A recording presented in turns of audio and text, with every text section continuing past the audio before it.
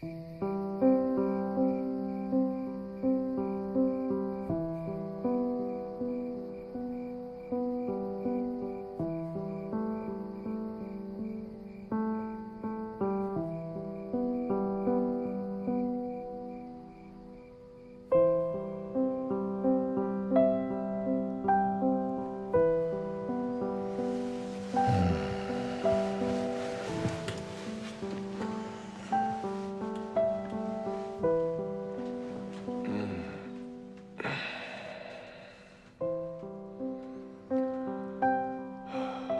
you.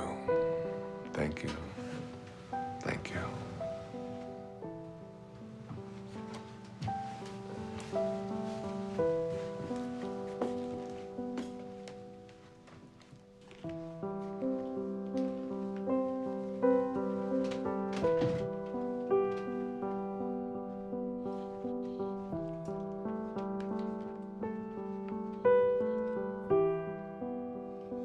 Thoroughly unprepared, we take the step into the afternoon of life. Worse still, we take this step with the false presupposition that our truths and our ideals will serve us as hitherto. But we cannot live the afternoon of life according to the program of life's morning. For what was great in the morning will be little at evening. And what in the morning was true, at evening will have become a lie.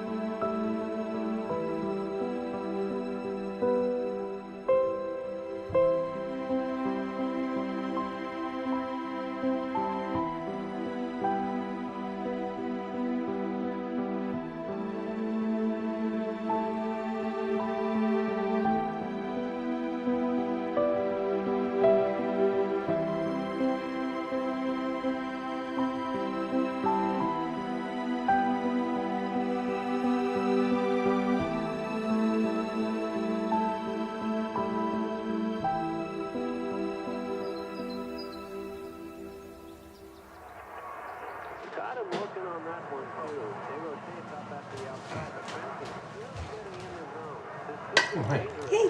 Thanks, honey. Oh, hey, could I get some cream? Sure. Sorry. Didn't see it there. Thanks. Okay, we're all packed. I got the snacks, got Jason's prescription, boarded the dog, car payment, called the neighbors. Hey, Jack. Jack? Jack, I need you to turn off the video game and come downstairs and have breakfast. We're gonna leave in a little bit. Let me just finish this level. Okay, fine, but then we're unplugged all weekend, got it? I don't even know what that means, unplugged. It's a very sad commentary on our life. Hey, sweetie. Time to get up, sweetheart. Is it tomorrow? It is tomorrow. It is, and we're gonna go on vacation, and we're gonna have so much fun, but we gotta miss the traffic, so let's get going. Gotta get up, monkey. Okay, off you go.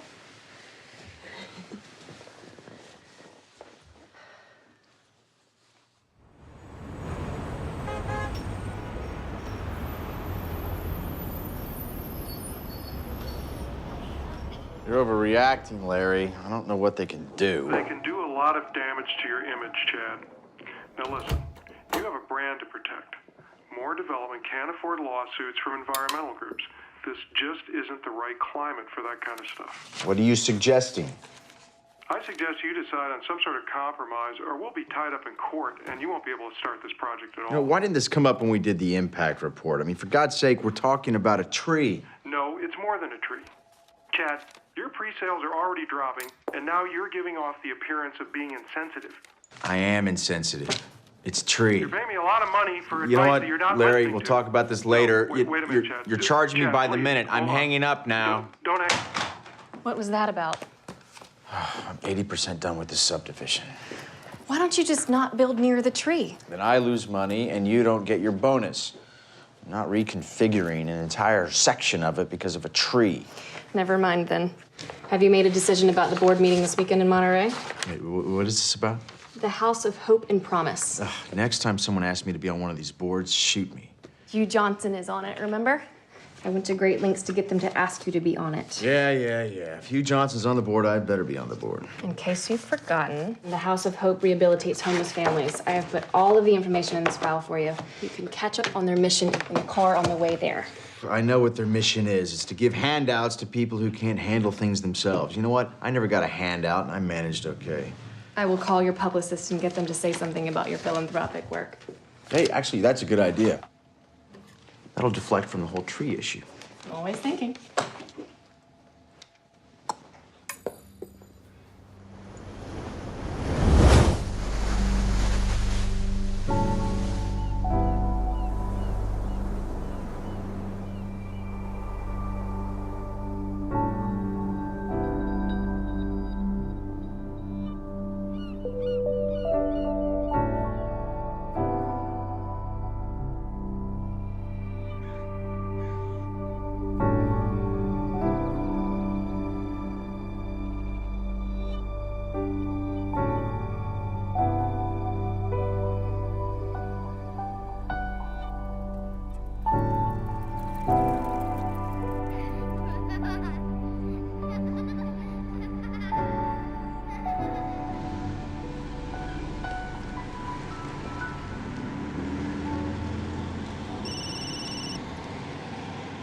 And I need to find where the director's cottage is, so.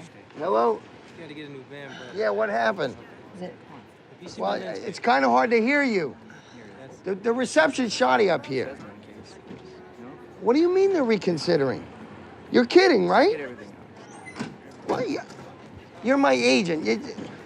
Too violent? What does that even mean? I don't make slasher films. I make art. You got to convince them of that. Do they even know the talent we have on this?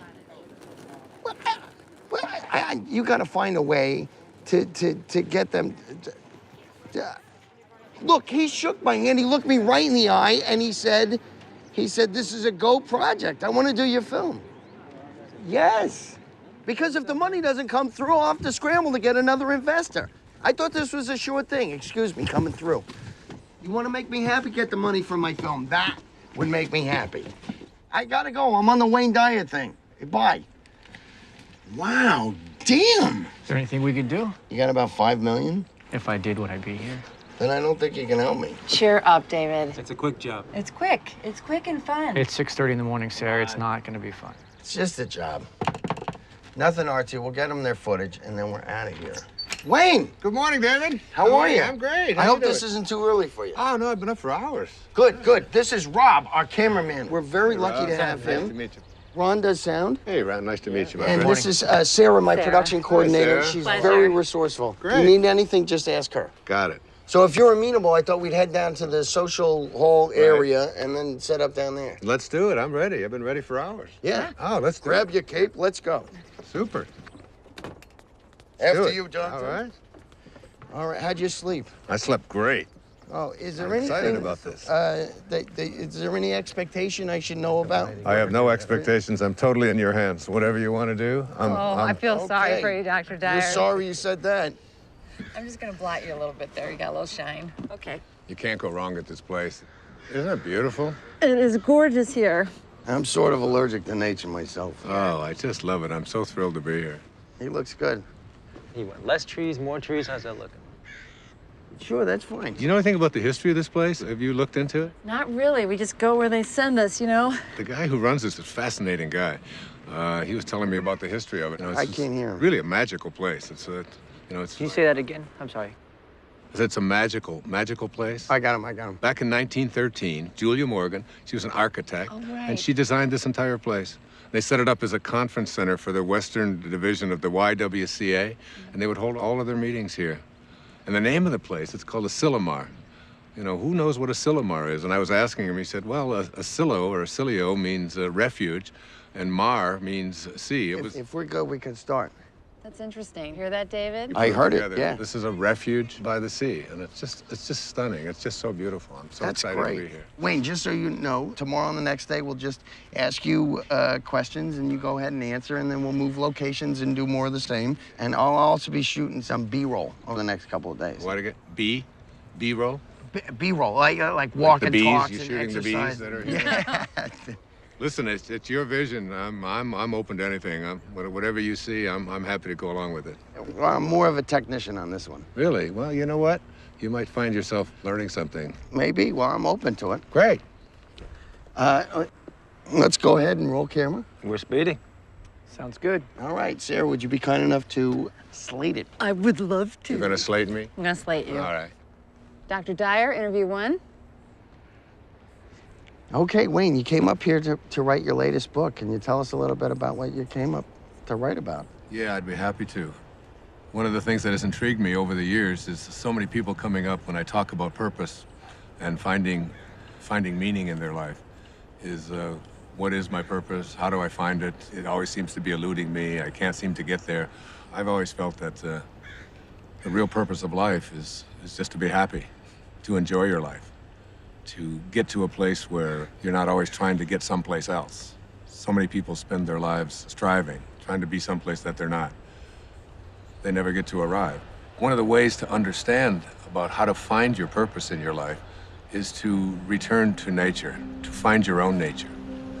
I wrote a book a few years back called Change Your Thoughts, Change Your Life, which was based upon the ancient teachings of Lao Tzu in a book called the Tao Te Ching. Lao Tzu reminds us that all being originates in non-being. Jesus put it this way in the New Testament, it's the spirit that gives life. That you didn't really come from your parents. You really, all of us came from this place called spirit. And when you showed up here in this world, you showed up here from a tiny little drop of human protoplasm, a speck, if you will, and everything that was in that little speck that became you, everything that you needed was in that tiny little speck. One of the most important metaphors that I ever use is that the first 9 months of your life, from the moment of your conception until the moment of your birth, everything was being handled for you. There was nothing for you to do. You don't get consumed with the color your eyes are going to be or what your body is going to look like. It's all taken care of for you. You just surrender. I call it a future pull. And it's pulling you in the direction of whatever it is that you were supposed to be. And to me, it's not too great a stretch to say if everything you needed for the physical journey was already handled in there, then why not everything for the rest of the journey as well? All of your purpose, it's in there. All of what your personality, it's in there. Everything that you were to be, not just the physical you, but everything, if you just let go and allow. And so we're born. And we look at this beautiful little creature. As parents, I have 8 children. I've seen it happen many times. And you look at this beautiful little child and you look at it and you say, great work, God. Great work. Couldn't be any better. We'll take over from here. And then we're surrounded by all these people, our family, our culture, wherever we go. And we begin to be told that we can't really trust in who we are. Stop it, no, give that to me. We have to trust in something outside of ourselves. And we're on a journey towards ambition. Once you begin to say, we'll take over from here, you introduce something, you just take this perfection and you just edge out the Creator. You edge God out. E-G-O, ego. This ego is the part of us that starts to tell us who you are is not this perfect divine creation, this piece of God that you came from. It doesn't say that. It says who you are is what you have. It begins with things like our toys, and then our bank accounts, and then the possessions that we have. Before you know it, we begin to identify ourselves on the basis of our possessions. We begin to take on a set of beliefs about the more that I have, the more valuable I am as a person. And so we spend our lives taking these young children and immersing them in a culture that emphasizes more. It becomes almost a mantra of the ego. You have to have more. And the more you have, the more you are aware of how much other people are trying to take it away from you. The more you get consumed with, how do I protect it, and how do I make more of what I have?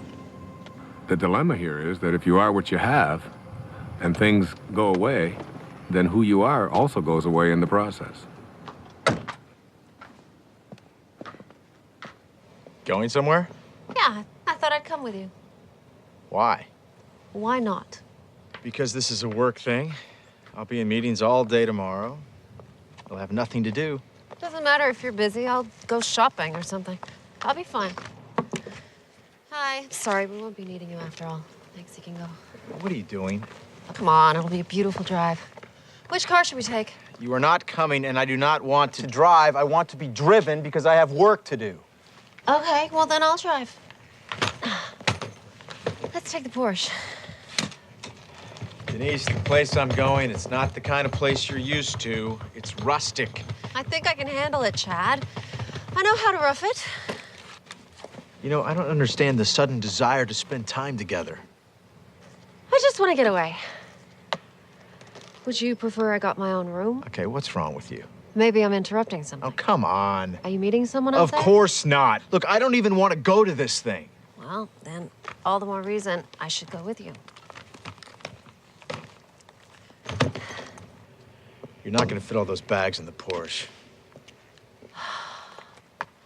Why don't you help me try? The second aspect of the ego is this idea that I am not only what I have, but I am what I do as well.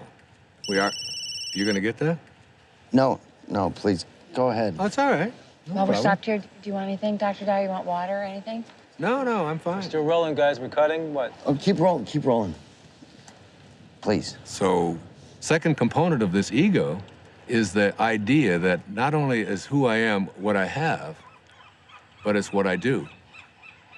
And what I do becomes this thing called achievement.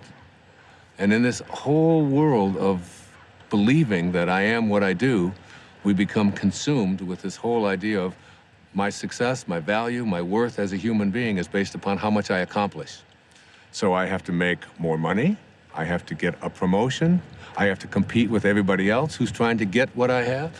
We are taught this over and over and over again. All of our young people are taught this when they go out into athletics. The most important thing you can do is be number one, and you say, we're number one, we're better than everybody else. And we constantly find ourselves in this competitive notion again of believing that our world is one in which we have to compete. That's what the ego says. Now, the third aspect of this is the idea that I am what other people think of me. That is, I am my reputation. Particularly, this is relevant for young people who are taught that you have to dress the way other people think, and if other people don't like you, then there's something wrong with you. If you're consumed with that, then you're going to be something different every time you turn around. Now, this is particularly relevant with women, especially in relationship to the family. Women are often taught in our culture and our society that the only way that you can fulfill yourself is by how you relate to your family, to yourself as a daughter, to yourself as a mother, to yourself as a grandmother. And while these are very important and creative aspects of every woman's life, if that's the choice that they make, it's not necessarily the only thing. And many women feel that deep within them that they have a calling to accomplish something great, to make a contribution. And oftentimes we'll put it aside. So what I encourage women to think is, don't ignore that calling inside of you. Don't ignore the part of you that says you came here to create something powerful, and you have just as much of an influence in doing that, just as much of a right to do that as anyone else does. Sure, I saw that one too. I wonder if I can get the whole collection on DVD. I think that might be a possibility. You know what my favorite episode is? I don't. Kick the Can. Now that is a good one. You know, when all the old people become young again. Yes, heartbreaking, isn't it? You know, the other episode I like is the one where... You know what, I'd like to check in. I'm sorry. Are you with the wedding? No. There's a wedding? People actually get married here? Yeah, all the time. I'm not criticizing it. I think it's charming. Chad Moore. More development? Yes? Ethan Lipton. I used to work for your company a few years ago. Oh, right, yeah. Yeah, in accounting. Yeah, sure. Darling, we'll talk later, okay? Okay, great. Oh, be sure to tell the guys to show up on time tomorrow night at the rehearsal dinner. This whole weekend is going to be a continuous celebration of love. Well, I do like love. Well, that's why I'm in this business. Bye. Are you getting married? No, I'm with the band. Oh, well, have a fun weekend of love. You guys too. Do you remember that guy? Not at all. Hi there. Hey, let's see, I'm checking in. The House of something? Promise and Hope. Promise it. Chad Moore, I'm on the board. Welcome to Asilomar, Mr. Moore. We have you in north of Longviews. If you go out the door and to your left... My wife has joined me unexpectedly, so could we get one of the larger rooms? You don't have to tell him that. Well, they weren't expecting you. You were unexpected. Just one of the nicer rooms would be wonderful. Thank you. I'm not used to camping. Camping. That's funny to me. Let me see what I can do for you. There's so much stuff we can do. Oh, that'd be cool. Where are the kids? Huh? Oh, Ethan. Whoa. Jack, Ethan, come over here. Come on. Come on! Get over here! Here, troopers. Take you and you go with your mom. Stand on my toes. Yeah, and also something away from all the noise would be nice. I do have a room on the first floor in the lodge building. Yeah, No, something higher. Of course, Mr. Moore. I do have a room on the second floor. Higher than that, please. I'm afraid that's about as high as we go here. You're kidding. What a waste of real estate. I think you'll like this room. It has a balcony. All right, if you say so. Give me a second. Give that to your mother. Give that to your mother. You heard her. Hand it over. I said we were gonna be unplugged this whole weekend. Do you guys just want to go home? No, we're not gonna go home. It's no fun. Come here. Stand with me. Here, jump on my feet. Jump on my feet. I'll lift you up. There's no way we can have all these meetings with these kids running around and screaming. Have a great stay. Look, I don't need to be having this conversation right now. I don't have time for this. I can't deal with this right now. It's not... We move into then the later parts of the ego, which talks about something called separation. And the ego has a very strong belief system that who I am is separate from everybody else. And then another component of the ego teaches us that I'm also separate from everything that's missing in my life, from all the things that I'd like to have. And then finally, the ego teaches us the most egregious error of all. It teaches us that we are separate from God. And one of the simple constructs that you learn in the afternoon of your life when you shift into the meaning phase of your life is to realize that you came from a source. We can call it God, we can call it Tao, it doesn't matter what we call it. And that this source is everywhere. There's no place that it is not. It must be because it creates everything. Everything comes from this source. Then it must be in me. If there's no place that it's not, it must be in me. And if it must be in me, it must also be in whatever it is that I feel to be missing from my life. If you know that, then in some way, everything that's missing from your life that you would like to have, you're already connected to it in spirit. And all you have to do is figure out a way to align yourself with that and have a knowing that you're already connected to it. You just have to bring it on its way. And the way that you think and process. What was that out loud? Yeah, you just said that out loud. Sorry. That's okay. Sorry, it is go intense. There's no question about it. It's very intense. Please continue. Okay. I was saying that as we move into the afternoon of our life, we take the same ego constructs that we learned in the morning of our life, which is all about competition, winning, being better than everybody else, and we try to apply these same constructs to the afternoon of our life. And what happens is we end up living a lie. For what was true in the morning, in the evening, has become a lie. The problem is we don't really know how to move into the meaning phase of our life. This is when we have to learn to go back to those first 9 months, from the moment of our conception until the moment of our birth. Lao Tzu speaks about this in the Tao Te Ching. Let yourself be lived by it. He says that the Tao does nothing. It's leaving nothing undone. This is where we have to get to a place where we can surrender and have a knowing that we're not alone and that we're going to be guided and that we have a nature and that we can trust in this nature. It's not something that we have to always be struggling with. It's not something we have to be in charge of. Literally, think about it. Let yourself be lived by it rather than you taking over. But as we move into the meaning phase of our life, what's happening is we begin to think about fulfilling a dharma, fulfilling a destiny, fulfilling something inside of us, a calling that only we can feel inside of us. No one else can tell you what that is. But if you feel it and you know it, winning and being ahead of other people takes a back seat to feeling fulfilled and living your life on purpose.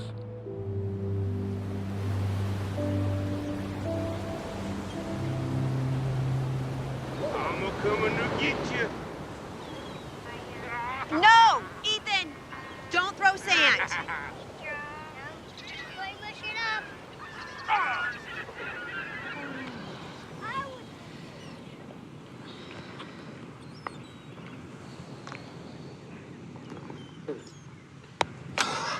Hey, we got anything to drink? Juice box. Sure. I'm gonna go back and get some more sunscreen. Really? We got clouds. No, they can still get burned. Okay. You gonna walk back? Yeah, I'll be fast. Well, we can wrap it up here. No, look at them. They're having so much fun. I don't want to drag them away. I'll be right back. Okay.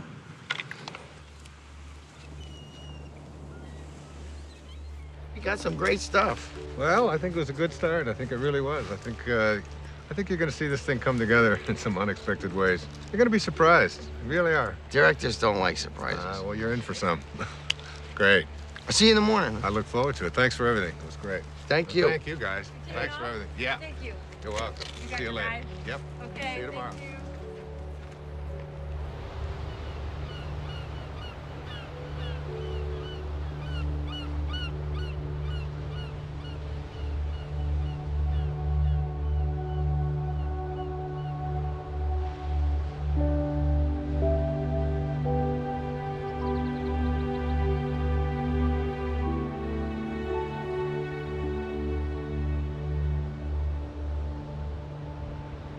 Amazing, isn't it? Yes, it is. Looks like they're reaching for each other. Sorry? Well, the trees, it looks just like they're reaching for each other.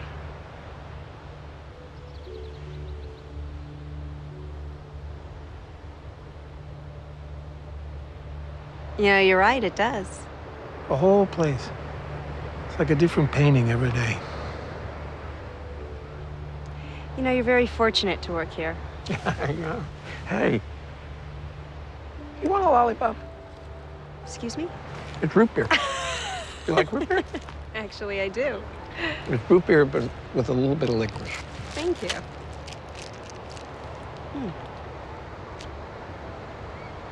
I like it. I like everything about this place. Like what? What do you like about it? I don't know, it's just, it's so beautiful. I can't describe it. In words, yeah. I guess so. I mean, words versus images. Images? Pictures. No, don't do that either. I used to. When I was in college, I used to drive down to the beach and I'd sketch for hours. Oh well, doesn't matter anyway. Oh well.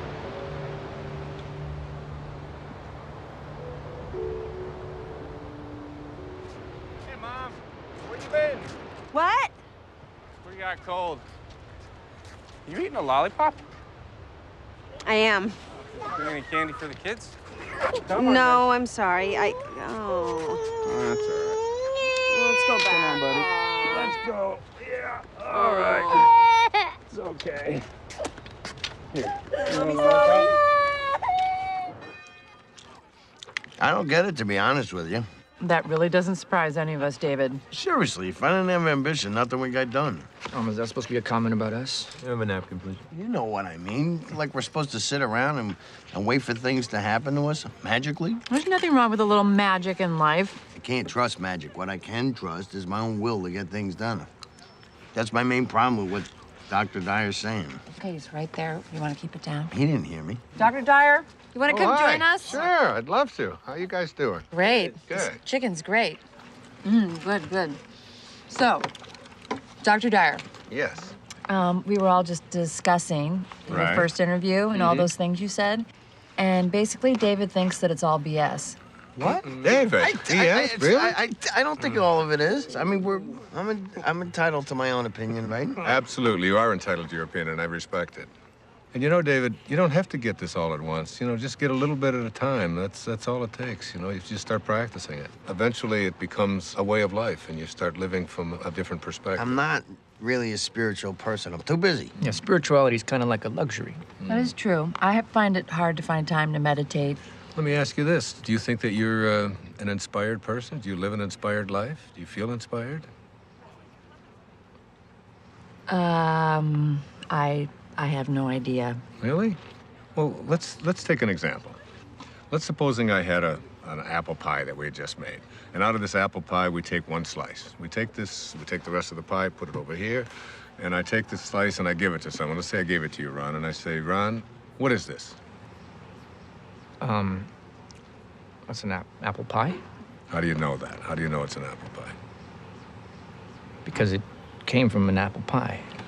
So, well, you laugh, but I mean, the truth is that's a very profound statement that you've just made, that everything in the universe must be like what it came from. You take an acorn and you'll never get a rose bush out of it. You look at yourself and you ask yourself the question, where did I come from? Who am I and what am I like? You know, instead of making our choices out of the place that we really are, our authentic self, we're making them out of the ego. And every time we make choices out of the ego, all kinds of things begin to happen to us that take us away from finding meaning in our lives. How do you know if you're making a choice from your higher self? You gauge everything on the basis of how you feel. Are you stressed out? Are you anxious? Are you fearful? Are you angry? Do you feel good about yourself? Do you feel like you're on purpose? Do you feel like your life has any meaning? When you're operating out of the only part of yourself that is authentic, bliss is your response. But what about the upside of ambition? I mean, I'm a filmmaker, and if I didn't, doesn't ego serve me? I mean, if I was going with the flow, I'd never get a movie made. That's a conclusion that you've come to because you think out of the ego. You know, the fact is that you might even be able to make much greater films if you came out of a higher place. Imagine yourself as being able to live and work and do everything that you do from this place that, well, it's called Dharma. What's Dharma? Dharma is a spiritual principle that implies there is a purpose to our lives. Like an otter has a dharma, a bird has a dharma. Everything has a purpose. And when you find yourself living from that purpose, you have found your dharma. Your dharma is something that you will be living by. And rather than constantly using the ego, you will begin to say, this is what I'm here for. It's like, I call it a calling. It's like an inner calling. How do you know what your dharma is? Like, what if you can't even find your dharma? Yeah, I can't even find a date, let alone my dharma. Well, your dharma isn't anything you're ever going to find. Your dharma is something that you're always connected to. It is your divine purpose. It is something that you are aligned with throughout your entire life. The ego has kept us away from it. Excuse me, I have to take this. This is what I'm talking about. I'm sorry to interrupt. How does this help me find a date exactly? You don't need to find a date. If you live what I'm talking about, you'll understand that everything will be perfect and everyone that comes into your life will come in on time perfectly. You're a divine creation of God. You're a spiritual being. You don't need anyone else to confirm that. I love that. It's true. Dr. Dyer said it was. It is true.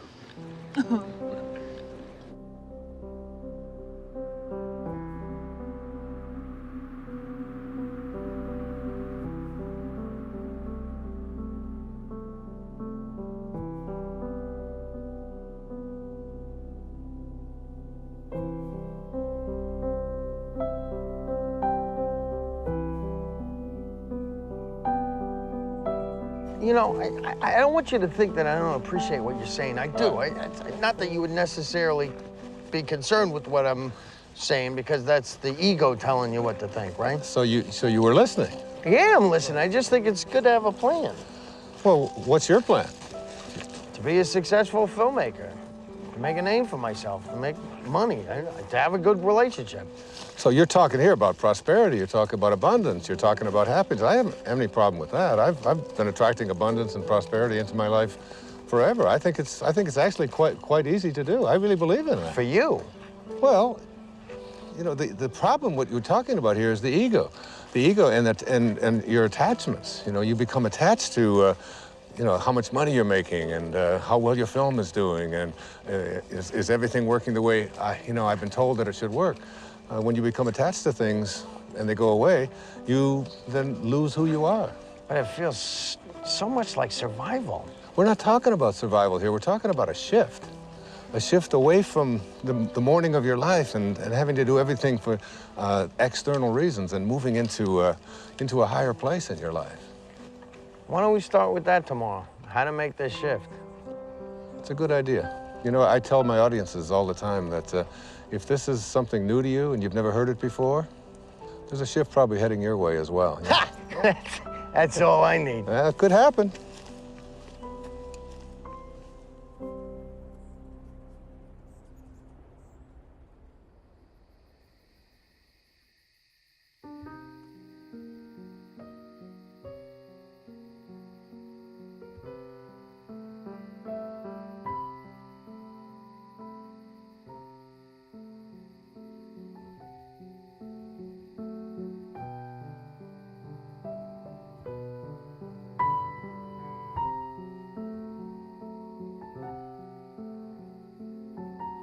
When great thinkers talk about union with God, there's this theme that comes through. It's about being in silence. When everyone else is asleep and there are no distractions, when you feel yourself alone with Source. This is the time when you are closest to Source. Being alone with Source is not just about feeling good, it's about a new awareness of my own divinity and what it's capable of achieving. It's all about returning back to the place that you came from. T.S. Eliot has a great quote, "We shall not cease from exploration, and the end of all our exploring will be to arrive where we started and know the place for the first time." I got a cut. Wayne, hold there for a minute. Hold there, Wayne, for a second. What is it? It's a bad angle. I gotta be lower. How long? 5 minutes. Wayne, take 5. Just hang there. We're readjusting the shot. Absolutely, no problem. You want some water, Dr. Dyer? No, thanks. I have an ocean here. Finish that test real quick. Hi, you've reached the office of Alex Chase at ICM. Please leave a message for Alex or Jason at the tone. Thanks. Alex, it's David. Call me back when you get this. I'm getting a little antsy. I think we should have heard by now. What did the executive say? Do you know anything? And why haven't I had a meeting yet? See the difference? Yeah. Call me back. I'd appreciate it. Wayne Dyer interviews day 2. Rolling. Okay, we'll start with the transition from ambition to meaning. Great, it's a good idea. I can give you an example from my own life. It might be helpful. When I first started writing, I was very blessed to be considered, quote, successful. My motivation very often became how much money was I going to make on this book? What was my next contract going to look like? How many weeks did it appear on the New York Times bestseller list? What position was it? Did you get on the Tonight Show? Did you get on the Donahue Show? Hold on, I'm confused. Yeah? Yeah, if you were a success, who cares what was motivating you? Well, I guess you begin to change your definition of what it is that constitutes success. I mean, success can be identified in those terms, and there are other ways to look at it as well. But there's people listening to you. I mean, where would you be if you didn't initiate it? I mean, it got you started, right? I'm sorry to interrupt. Are we switching to a Q&A format? I'm just curious. Sorry. No, that's okay. It's a very normal question. It's a very common concern that people have. For myself, we talked about my writing, David, and yes, by all means, it was successful, but there was a part of me, inside of me, that said, there's something more for me. I was writing books about psychology, your erroneous zones, pulling your own strings, the sky's the limit. All of them were doing well. All of them were bestsellers. It was all, but inside of me, I was shifting. There was a calling to something else, and I could see the shift taking place in my life. And the shift was, it was more in the direction of spirituality. It was more in the direction of higher consciousness. I began to become excited and thrilled by reading people like Krishnamurti, by reading people like Muktananda. And I remember going to my agent and I said, I want to write a book about how to take some of these great spiritual ideas. He said, no. You're going to write a book about sex. He said, this is going to sell. This is like Dr. Ruth has got one, but you're way better than Dr. Ruth, you know, and he's going on and on. And he said, and then I've got a second book for you, and we're going to do a 2-book deal, and you're going to write a book about how to make money. You know, Wayne Dyer's approach to making money. And I'd say, Artie, I said, I can't do that. I said, I have to write about it. He said, no, nobody's going to buy this stuff. He said, that's the airy-fairy stuff. That's out there. That's all that new agey stuff. He said, you don't want to. I said, but I have to write that. That's what I'm living. That's what I'm feeling. It's so exciting. And I remember submitting the proposal to him, and he said, all right, I'll send it in. And they reluctantly, they didn't give me much of an advance at all because they didn't even believe in it. But off I went. There was a strong inner kind of feeling that I had something greater to give. I had something that I had to do that was beyond just going through the motions, just doing what I had already mastered, what I knew how to do. I remember when I made the shift, even though there was a little bit of fear, I remember feeling probably the freest that I'd felt ever in my life. I wasn't motivated by whether people are going to buy it, how much money I'm going to make, whether people are going to put me on a bestseller list. Those became external kind of factors. Those became things that started to chase me rather than me chasing it. Basically, I think, David, what I'm trying to say to you is that you get to a place in your life where you start to be guided by something that's larger than yourself. Just stay aligned with what you're here for and stay in harmony with Spirit, with God, with Source. Stay there. And as you stay there, the meaning phase of your life begins to take over. And once you cross over into the afternoon of your life, it's impossible to go back. Wait, Monday? You can't keep telling me Monday. If it was coming through, it would come through like 5 Mondays ago. Well, we can take a pause here for a second. You are not telling me this right now. What do you mean? They're replacing me? You don't know what to tell me? This movie meant everything to me. I bought them this movie! It's my movie! This movie meant everything to me! Damn it! Okay, this would be a great place to break. Is he okay, you think? I think he's gonna be fine. Let's just call it lunch. Okay. Everybody get something to eat, okay? And then as soon as I...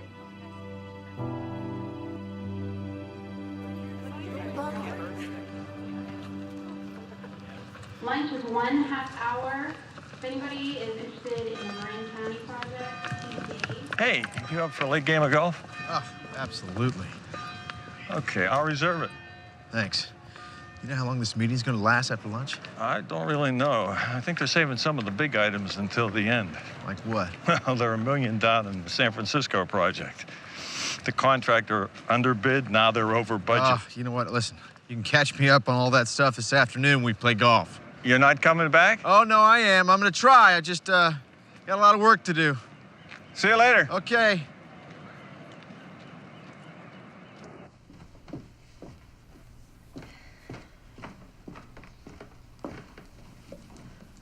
Good book? Not bad. I'm sort of a slow reader, but it's being patient with me. You said you worked for my husband? A long time ago. I don't think he remembers me. Oh, I think he remembers you. Well, he let a bunch of us go all at once, because, you know, he needed to scale back. Sorry about that. Hey, it's okay, truly. It's one of the best things that ever happened to me. I needed to try some different things, pursue some other avenues. Like your music. Like my music, yeah. Well, it sounds like your story has a happy ending. Not yet, I hope. No. Don't rush me now. No, that's not what I meant. I meant you seem happy. Come on. Hey, you know what? You and Chad ought to come to this party that we're playing at tonight. Oh, thanks anyway. Yeah, come on. It's supposed to be a continuous celebration of love. Isn't that what she called it? Oh, yes, I think she did. Okay, so you guys have to be there to help us continuously celebrate. I can't crash a party. I just invited you. You can't invite us. Too late. Sorry. Happened. No. Thanks, though. I'll see you around. Okay. Wear something comfortable.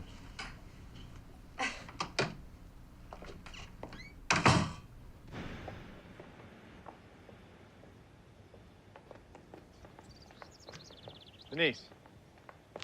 Denise. Hey, slow down. Stop! Oh, hi. Why didn't you stop? I didn't see you there. Where are you going? I was going into town. I thought you were in meetings all day. I was. But, I'm bored. Yeah, well, if Hugh Johnson can do it, you can do it. No, I'm not cut out for this nonprofit thing. So. Oh, Chad, you just gotta fake it. No, I'm coming with you. What? I said I'm coming into town with you. Honey, I love you, but I don't enjoy shopping with you. I need some me time. I thought we were supposed to spend time together. Right? Look, Denise, I'm not kidding. I cannot take another meeting. I'm coming with you. Whatever.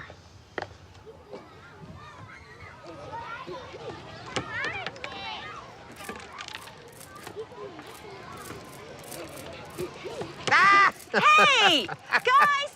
Stop it! Take it over there or you're gonna lose the water guns. Oh, they got you all wet. Ah, it's no big deal. It's just water. Water is soft. Don't give it another thought. It's great. I am so sorry. Don't be sorry.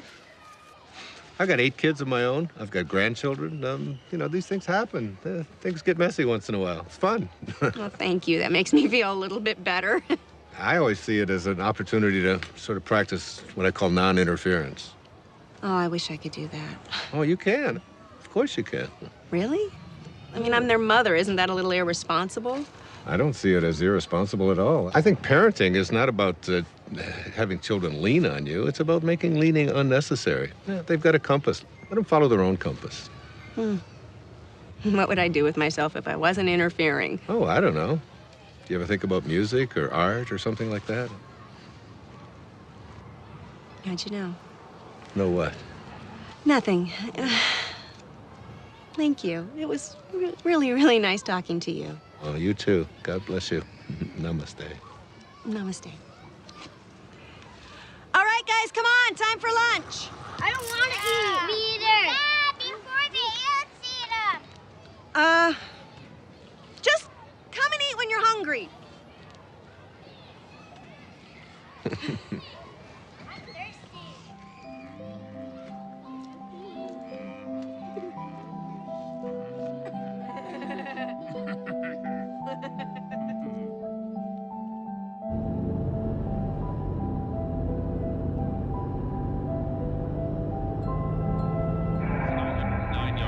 Touchdowns and only 5 interceptions. Now listen, Bob, the next Peyton Manning, you want to put 10 bucks on? And definitely he had that signature moment during the game against the Bears. But you know, he could have cracked many quarterbacks. On Tuesday, 5.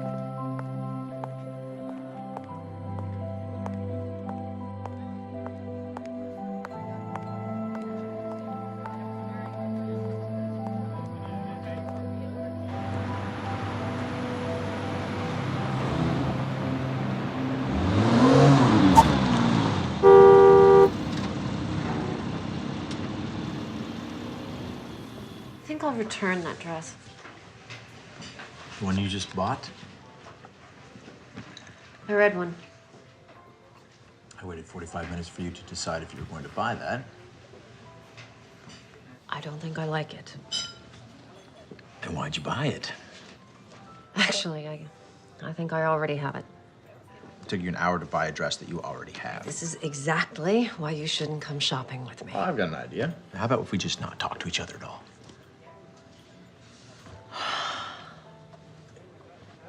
Jesus, Chad.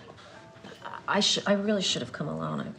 I've got a lot on my mind. You've got a lot on your mind. What could you possibly have on your mind? All right. I wasn't gonna tell you this until tonight, but...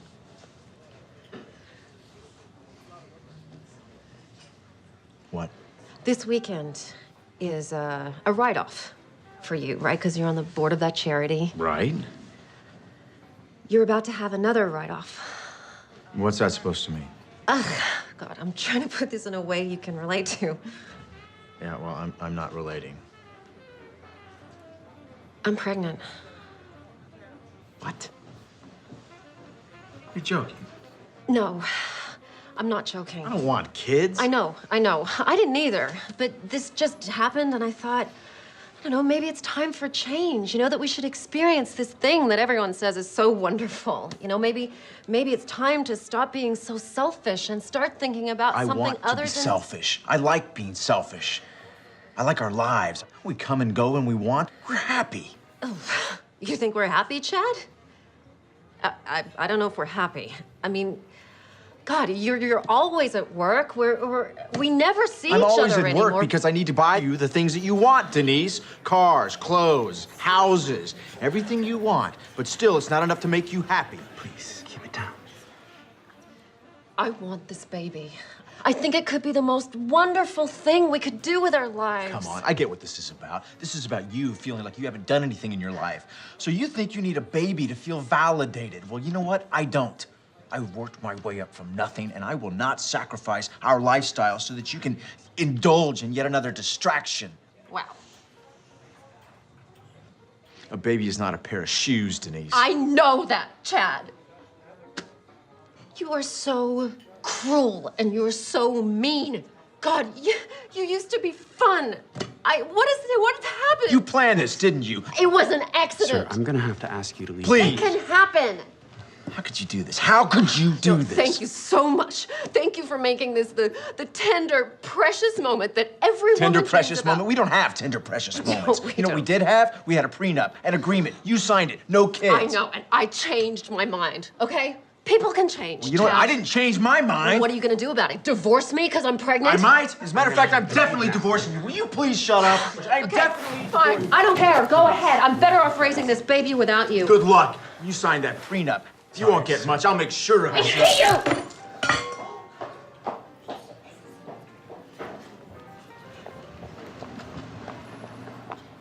Sir. I'm fine. I still need I'm you. fine. Sir, I'm still gonna have to ask you to leave. Oh, I'm leaving. Don't worry about paying. No, I am definitely paying for this meal. Please, sir, it's not necessary. Oh, she's got my wallet. Hey! You took my wallet, you kleptomaniac! You left it in the room, you moron! I'm calling my lawyer. I'm calling my lawyer right now. Oh, really? How are you gonna do that without your precious phone? Hey, come back here! Come back!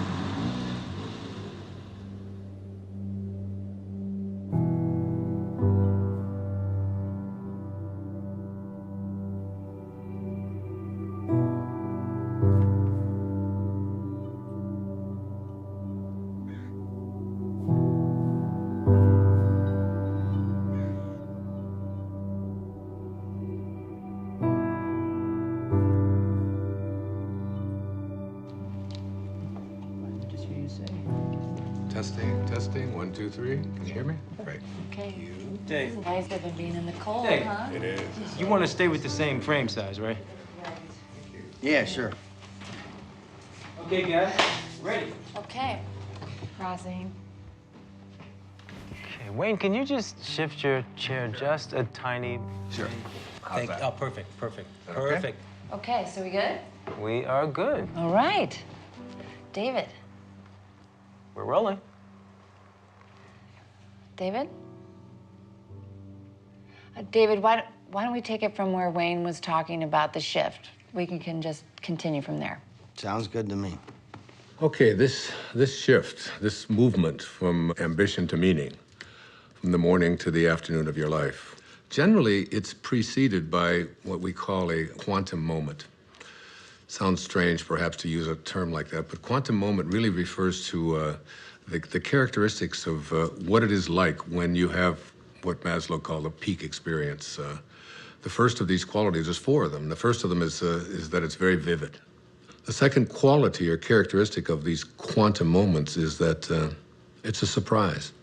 And the third characteristic of these quantum moments is that they are benevolent.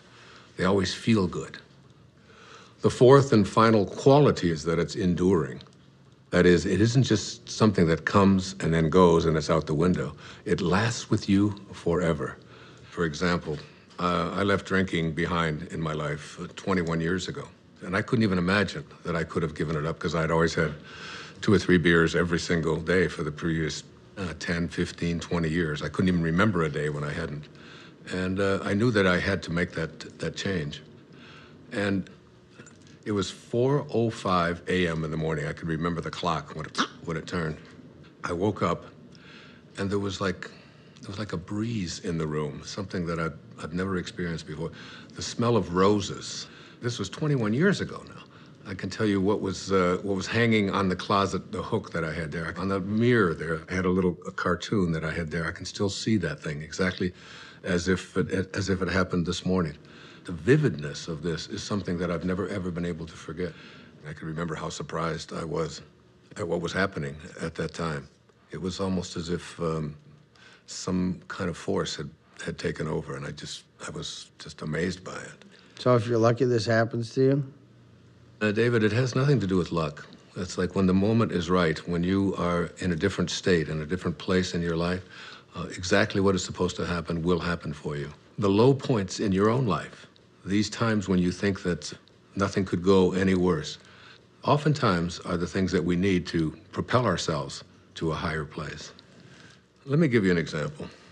The night before that moment that I just described to you, I had taken my entire family, 5 children, and my wife, and we had all gone to this restaurant. And like I always did, every single time I went to a restaurant, I ordered not just 1 beer, but 2. And that was so that in case the waiter wasn't there when I wanted my second one, I would be able to have it. And the waiter said to me, "Oh, excuse me, sir." He said, "I'm sorry, but I can't serve you alcohol." And I said, "Why?" He said, "Well, last night one of our waiters served someone who was underage, and we had our license suspended." I said, "Come on, we're getting out of here." And I made each one of my children get up, get back into the car, strapped into their car seats and so on.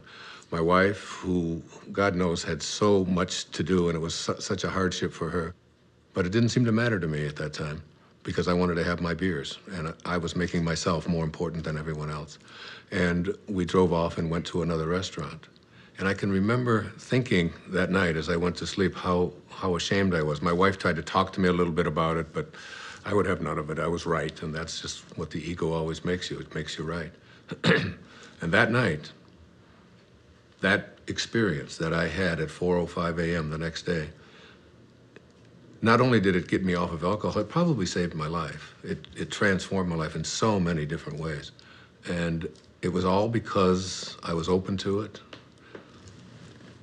You don't believe that? Sounds like more sitting around until some sort of epiphany comes to you. It's not about waiting around. You know, in the Tao, one of the great lessons that I learned is that it teaches us how to be soft, how to be flexible, how to not be always in control. One of the great teachings of the Tao says that let yourself be lived by it. But you didn't do anything. That's the whole point. That's the place you want to get to, where you just allow. In the recovery movement, it's called letting go and letting God. Allowing this source that is always flowing through each and every one of us to do and perform its magic. And that magic will always work in our best interest if we just surrender to it. If you could just stop interfering in your own life and just let yourself be done. If you can get to that place, nothing will be left undone. Everything that you need will be there for you.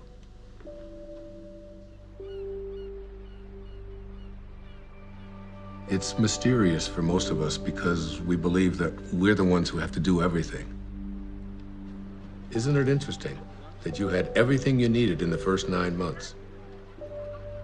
Why isn't that true for the next 90 years? Because we interfere.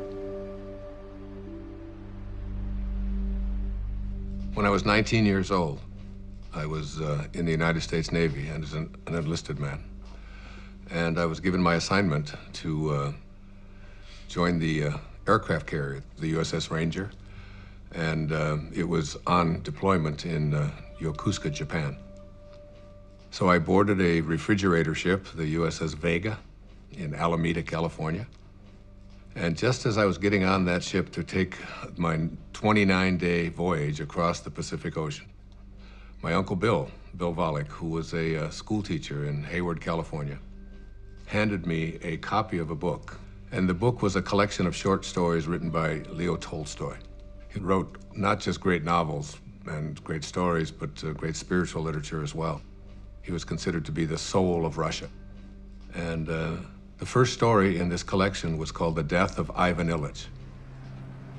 Now, Ivan Ilyich was a judge who lived in Moscow.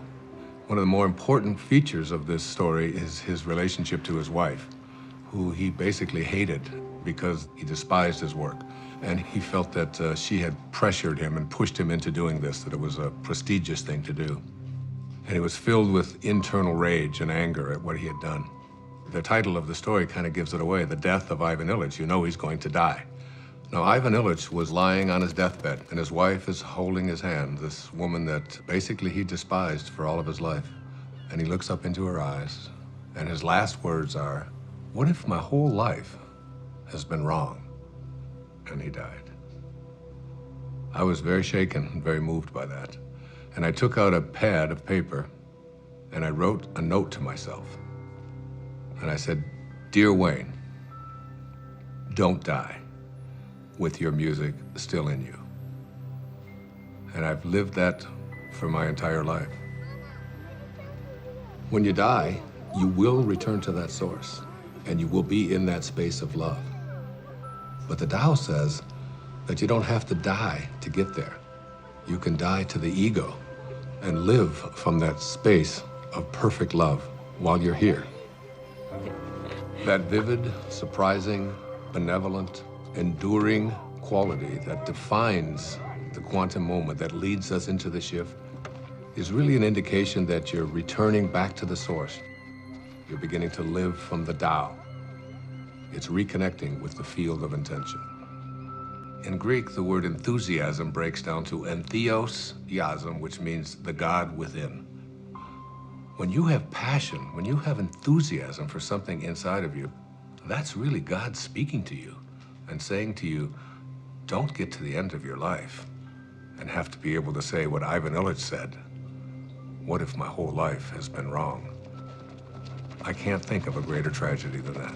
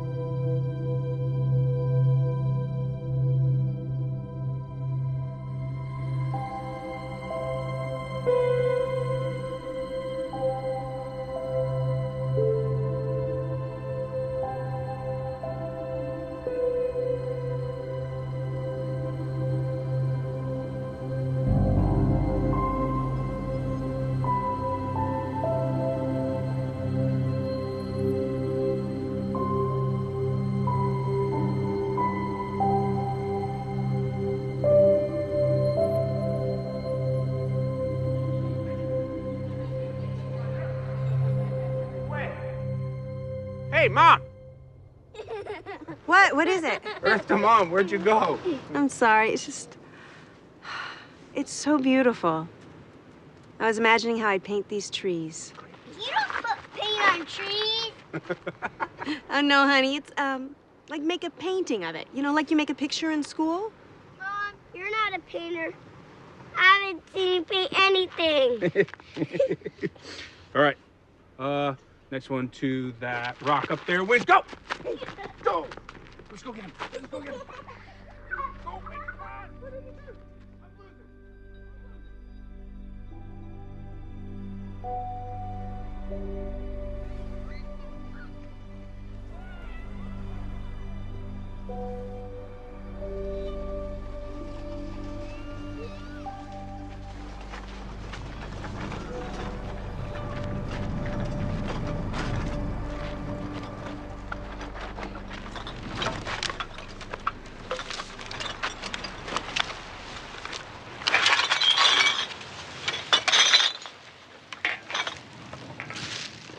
Hey, here's some money.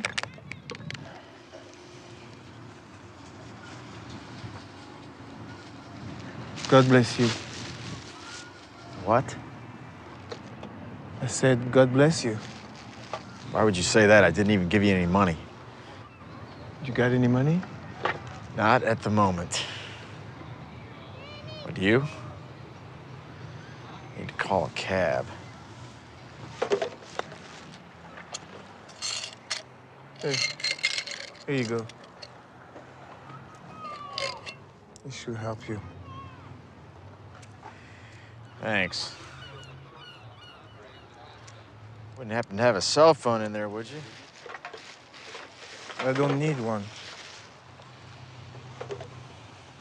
You make money with that stuff? I make good money. Where do you live? Over there. Over there. But my favorite place is there. Under that tree. That's my favorite. I know that tree. We are friends. It's a good one, huh? You know what you gotta do? You get some of these bottles, and you can make some money. There's a machine down there. You put the bottles in, and you make some money. Thanks. Maybe I can save up for a cell phone.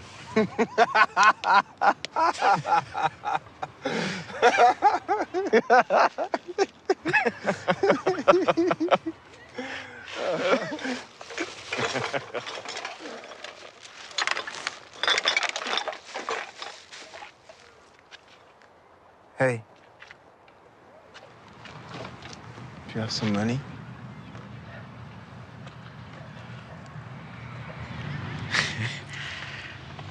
I do. I have 6 pennies. God bless you.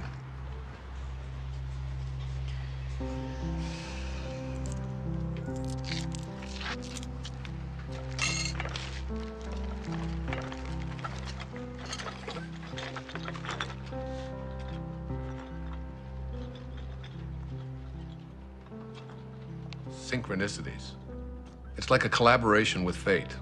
All of that becomes the norm, and the ego is no longer the driving force in your life.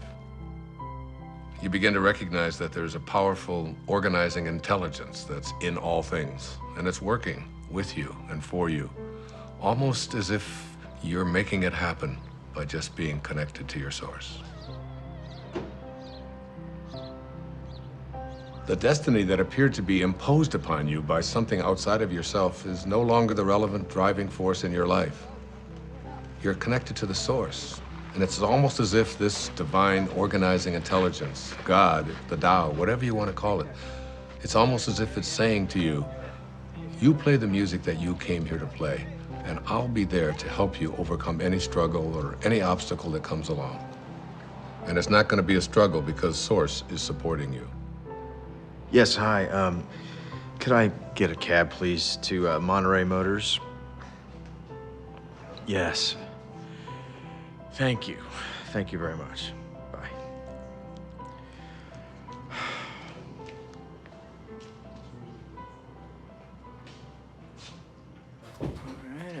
I can't stop thinking about what you said about a destiny being imposed upon you.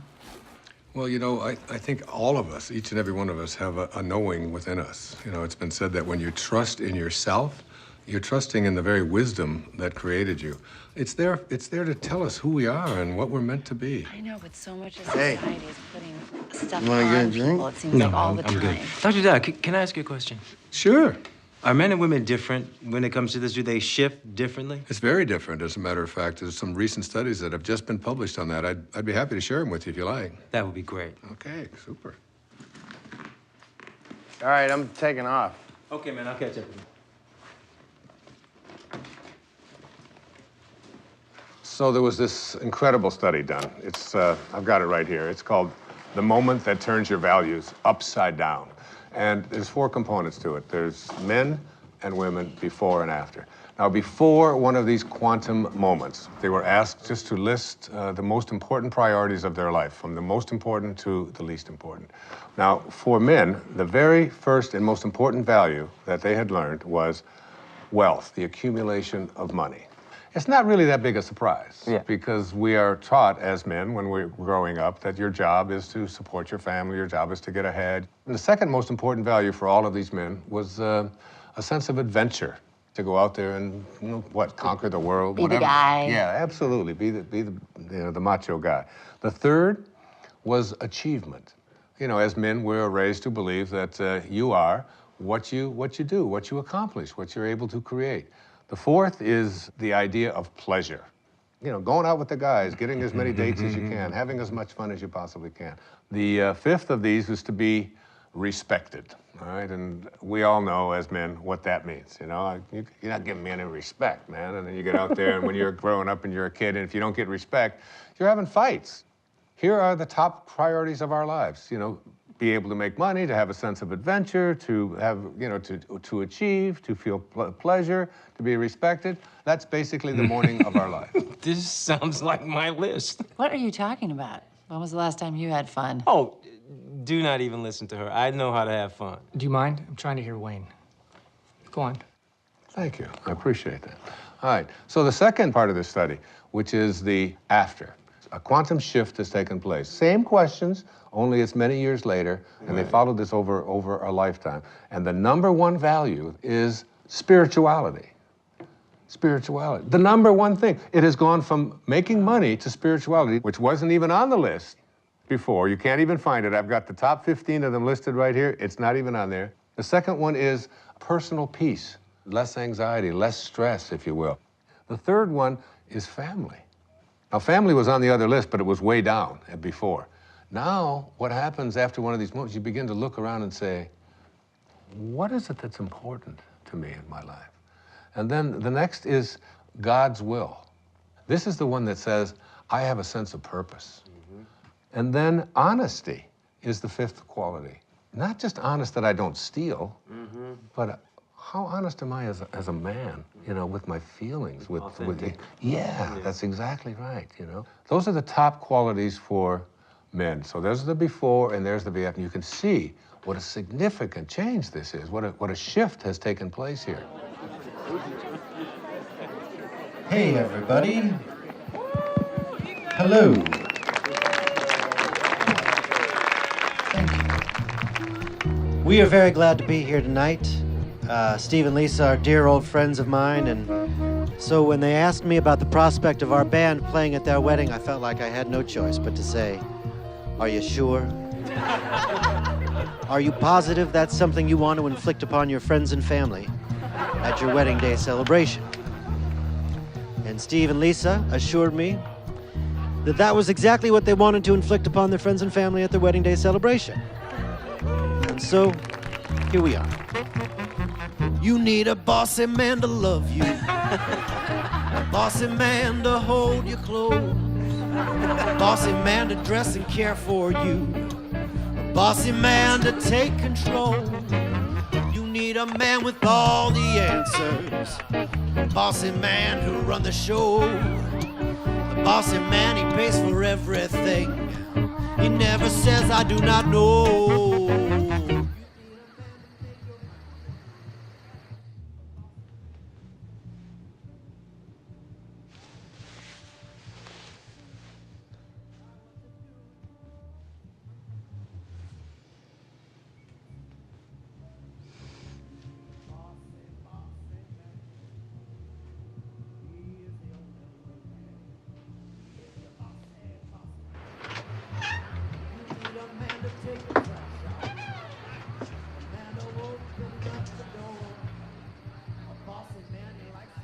Okay.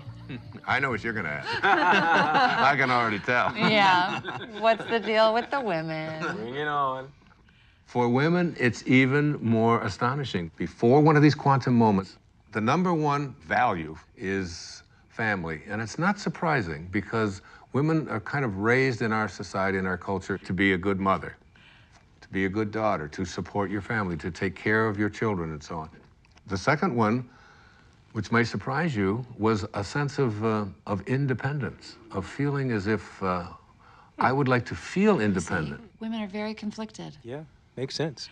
The third was career. Now, very often, women never even felt that they had a right to go for a career because they were obligated to be taking care of their family. And this is not a put-down of that at all. What we're saying here is that there's something more.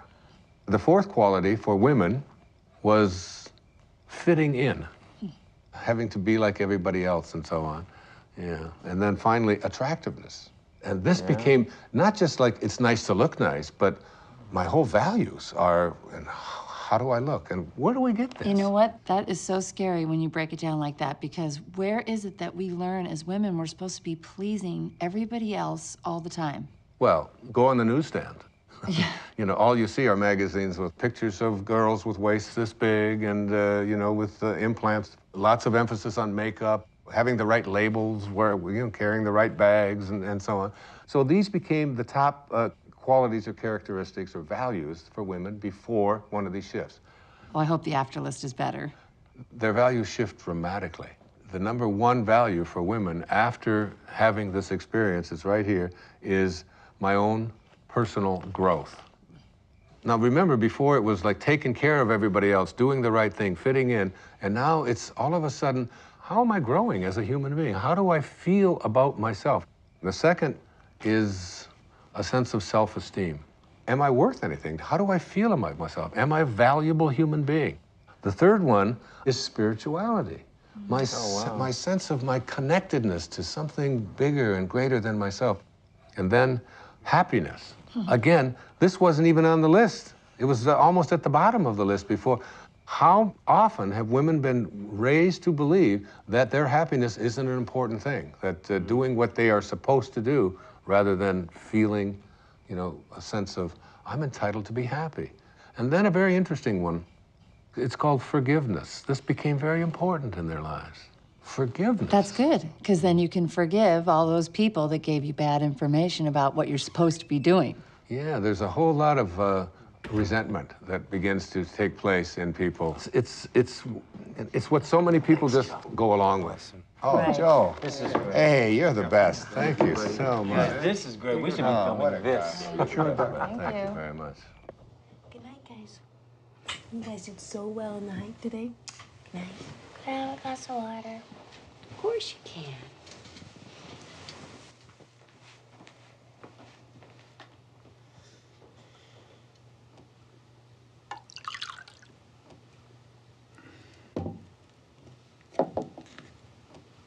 Jason, what's this? This paper and pencil wasn't here before. I don't know. No idea.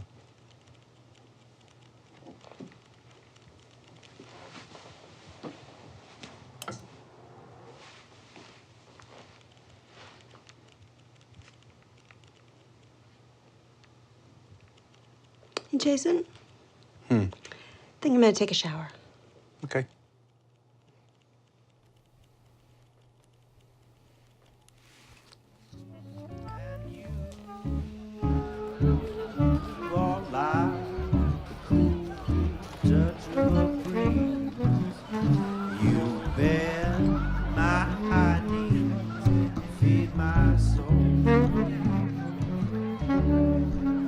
Well, the fauna and the flora are in the grocery store.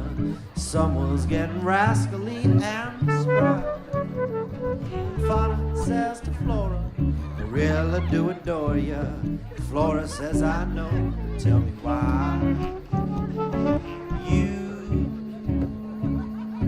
are like one hot spot in the sun after a long winter storm.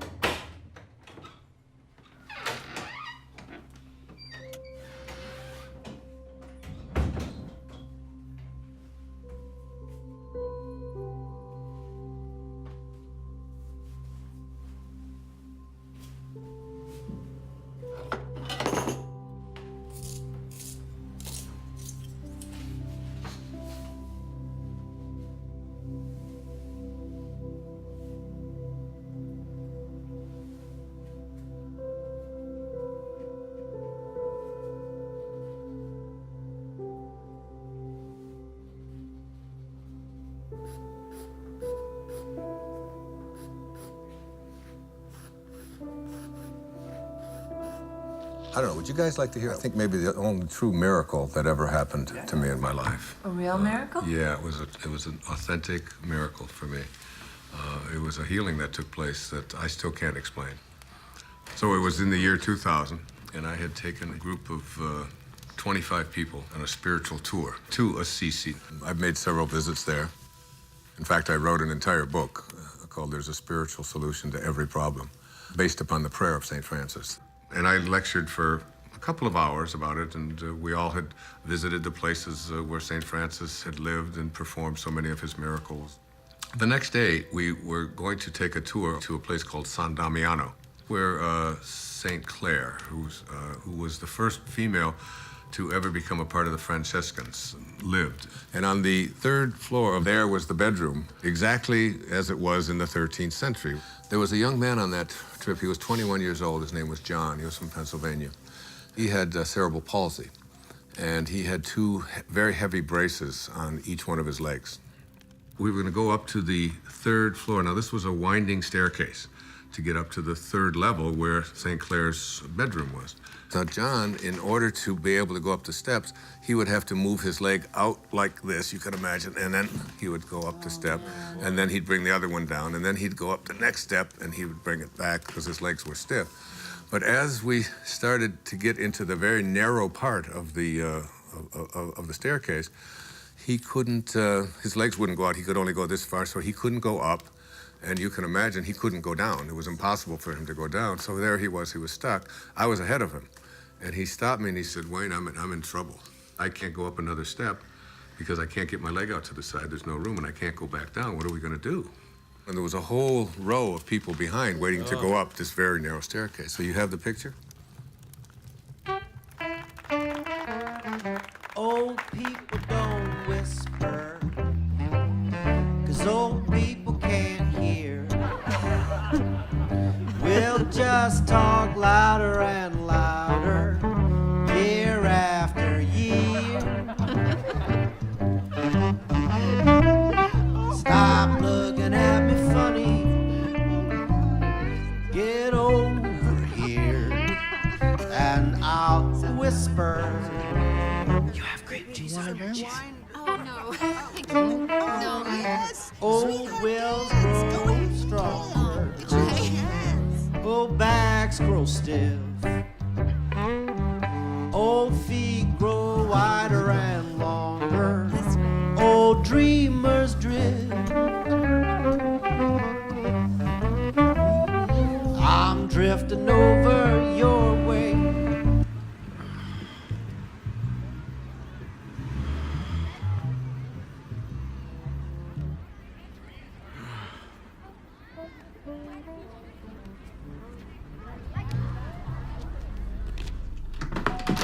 Denise?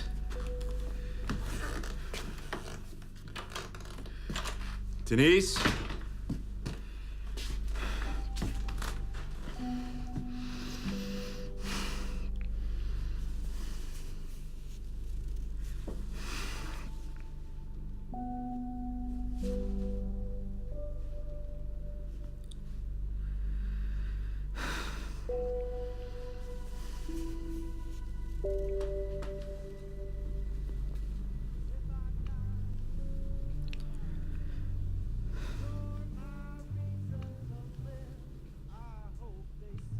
So I said to him, without even thinking, John, what I want you to do is just strap yourself on over my back and put your arms around my neck and just lean over and I will carry you up these steps. Now, what I haven't told you is that before we went on this trip, I had done some major damage to this right knee of mine, to a point where I had it examined by several orthopedic physicians, and I was told that there would come a time soon when I would have to have this knee replaced because it was down to bone on bone. So as he got on my back, and now we're talking about 240 pounds or so, he went, I went about 3 steps and I realized that my knee was about to collapse and I was gonna go straight down. And I had a quick vision of what the newspapers and the Assisi Daily News were going to say the next morning. Spiritual teacher collapses, bottom of the stairs, 40 people dead. You know, it was like, and so as my knee started to go down, at that moment, I saw a vision of St. Francis. I had a vision of what he would look like, and he didn't say a word. It was very, very quick, and he just went like this with his hands. In other words, stand up. And suddenly, and I had the fragrance of roses was in there, the same fragrance that I had, remember in the story I told you? In that quantum moment when I had that, the same kind of thing. And I stood up, and I started walking up the steps with him, and my knee just suddenly righted itself. It was fine. Not only did it right itself, but I suddenly had like a burst of energy like I've never had before. And I started walking faster with him on my back. Then I started running. And I ran up all of the stairs. My wife was waiting at the top, and she said, "What happened to you, and what are you doing? And everybody else is out of breath." And I said, I had a miracle. I just don't know what happened. And I realized that my knee didn't hurt anymore at all, and I wasn't limping, and I had no pain in it at all. By the way, I've never had any surgery, nothing ever done to this knee. It was a healing that had taken place in that moment.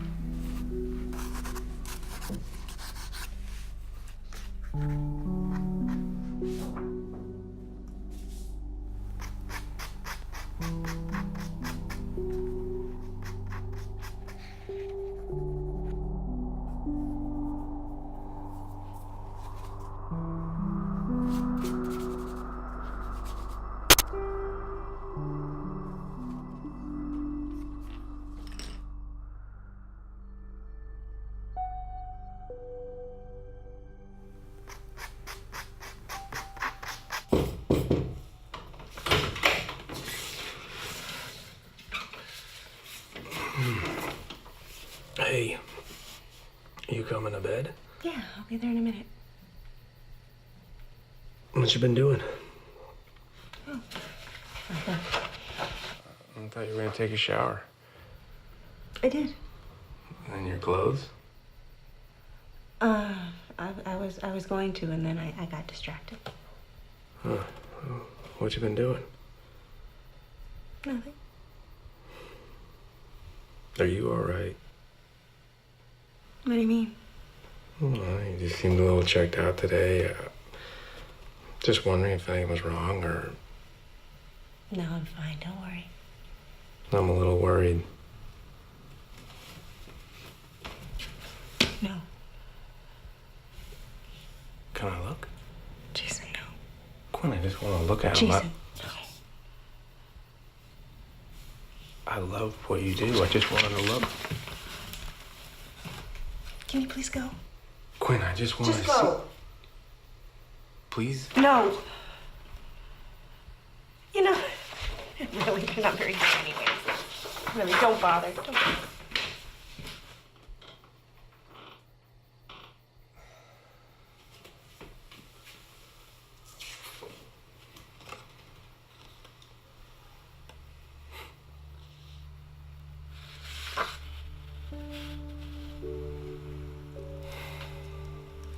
Later on, I started to talk about this miracle, but the thing that I did was, when people would ask me, why do you think it happened to you?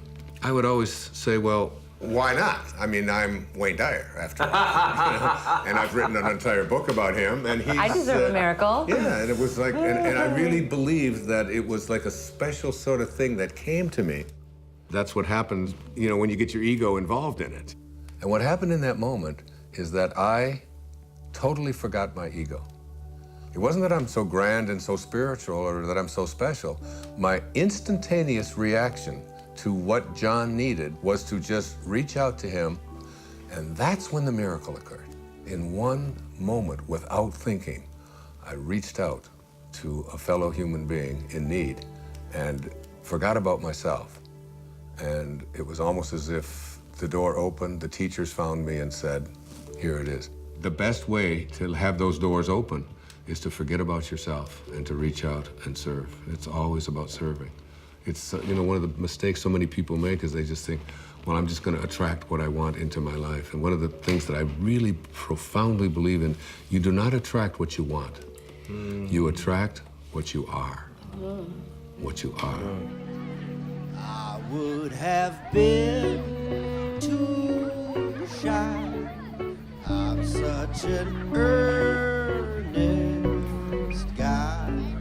I would have known fun things to say. We ran in such different circles, my baby. Jogged round different blocks. Now we gaze at the moon out the window. Denise, come here. Sorry, I'm so sorry. I should never have done this. Hey, look at me. Look at me. It's okay.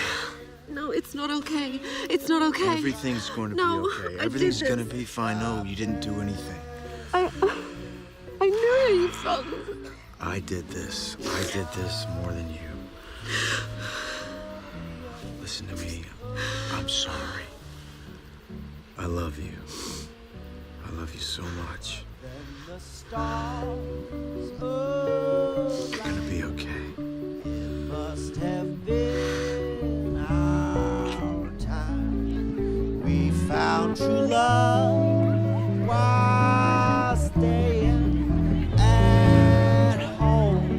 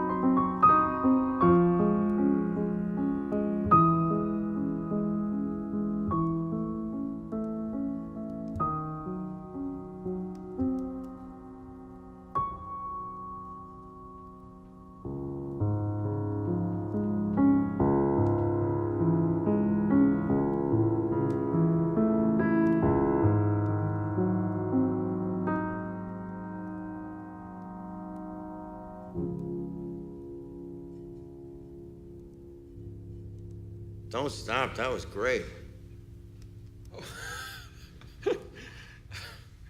Thank you. What brings you out so late? Or I should say so early. Just couldn't sleep. You having trouble with the filming? No, that's fine. Filming's easy. It's my business I can't handle. Hey, do you know chopsticks? I used to. Ha! Makes me think of being a kid. When I was idealistic. Back when I thought I'd make a name for myself. Oh, hey, don't say that. You have a name. More like a household name. More like Scorsese or Tarantino. Well, hang in there. Anything can happen. Why does it have to be so hard?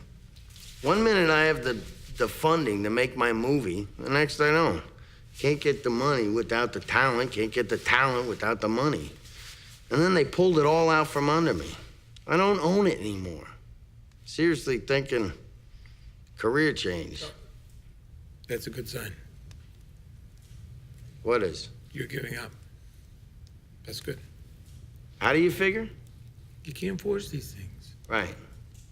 And again with the magic thing. What's the matter? What's that? I don't know why I'm telling this to the janitor or whatever you are. I do a lot of things around here, believe me. Play a damn good piano, though. You should think about doing that full time. Well, for a while I thought I would. Yeah, what happened? Well, I started playing when I was very young. I was a natural. And then I got older and I became more aware of people watching me play. And then I started to play more for them than for myself. And then I got very scared that I would disappoint them. So I did. Did what? I disappointed everybody. I would be very clever. I'd go to a recital and I would just play a couple wrong notes on purpose as a test to see if they would still love me the same way. And basically they didn't. It was a long time before I touched a piano, which is it's crazy when I think of how much I enjoy playing. Yeah, I was just thinking that. This would sit for years. I wouldn't touch it. I wouldn't even notice it. But you're a piano player. I don't get it. You don't get that? How could you ignore what's right in front of you? Busy doing other things. You should understand it. That way, Yeah. Hold that thought. You hear that? I don't hear Hush. anything. Listen. Listen.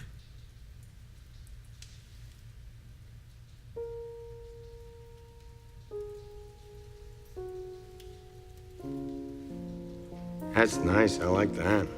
I like that too. You making that up? Yeah. Well, no, sort of, yeah, mostly now. What? It's just something I could do. Make music, you mean? No. And you're a good faker. Yes, I'm just listening. Listening. I listen.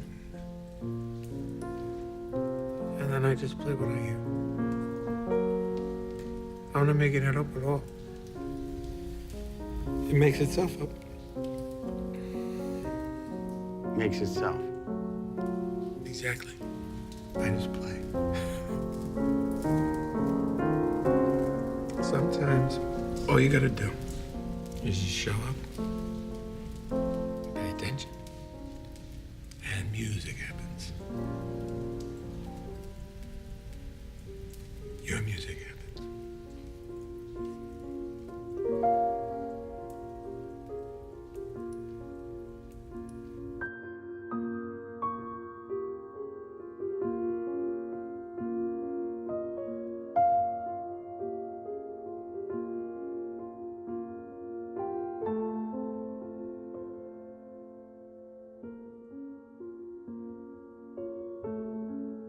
Whatever you're looking for in your life is there for you. It will show up where and when it's needed. It's always in your mind. Whatever you need to complete this project, whatever you need to create, it's all there. You can prepare and then let go. It's an easy trusting that everything will happen perfectly.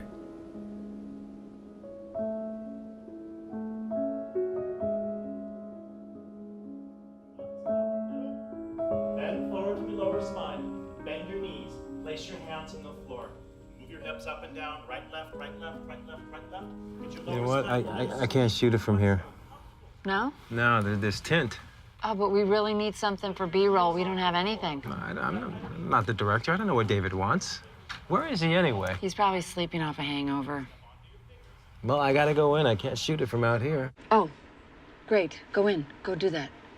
You're not coming with me. Me? I'm not going in there. It's like 200 degrees in there. Okay. And what about you? No way, Jose. I had better get a bump for this. Mm-hmm. You're my hero. Okay. You guys suck.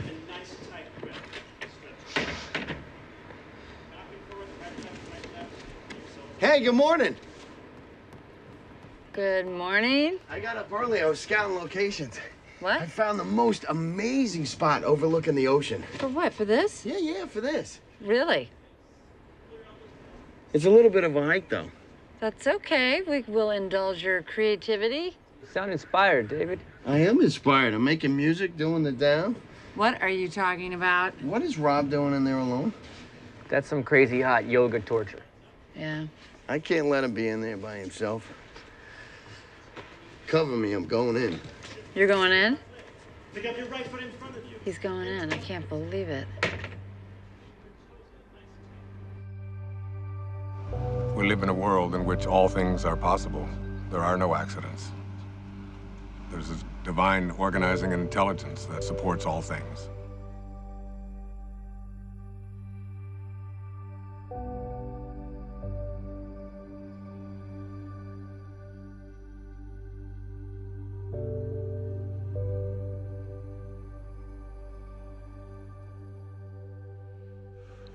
I think you have to get to the place where you're no longer focused just on yourself. And the things that you really want for yourself, you begin to say, how can I want them more for someone else than I want them for me? And that's God realization.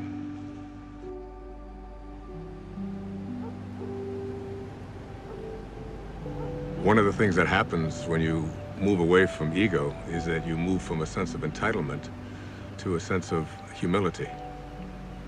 You realize you're entitled to nothing. That's just the ego speaking. So the fundamental truth is that you must be like what you came from. If you came from divinity, you must be divine. If you hold your hands up and say, these are the hands of God, then what does God do with his hands? God is just giving. That's all God knows how to do. Hi. How are you this morning? Better than yesterday. That's a good way to be. Not better than anybody else, just better than you used to be. Hey, I was wondering, is there a place around here where I could actually buy some flowers? I wanted to bring some back for my wife. I can let you have some of these if you want. Really? Yeah. I mean, they're not fancy like you get in a flower shop. They're just indigenous roses. A little more rustic. I think my wife might actually like that. Hey, no, wait, let me help you. Cut just above the leafy part there, and above the leafy part, and try to do it on an angle. Hey, there you go. Good. Can you tell I've never done this before? Not much of a gardener? No. I usually pay people to do my gardening. People who actually know what they're doing, like you. Oh, well, I get a lot of satisfaction out of it. I've never really seen the value in flowers, I guess. Don't you ever send your wife flowers? No. Oh, that sounds bad. It's a new day. Yes, it is. You know, there are over 200 species under the genus Rosa. And there's a rose database that has, I think it was over 6,000 variations of roses. Seems almost excessive. Here. Thank you very much. Can I give you a tip? No, thank you. You sure? It's okay. Well, I'll be sure to tell the owner of this place what a great staff he has. You just did. You? You're the owner. No, I really am. I apologize. I thought you were just the gardener. That's an easy mistake to make. I saw you watering the plants. Plants need to be watered. Yes, they do. Thanks again.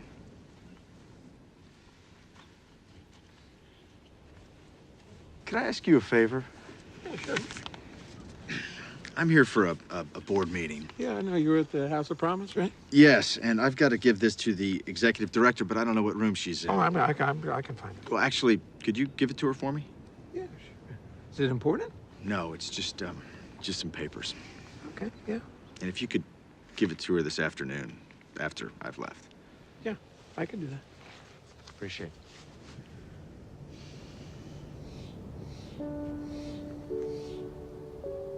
So you shift your thoughts from what can I get to how can I offer, how may I serve? If your attention is off yourself and about giving, the universe will respond by giving back to you. The universe will say, how may I serve you? But you have to be in a place of service yourself.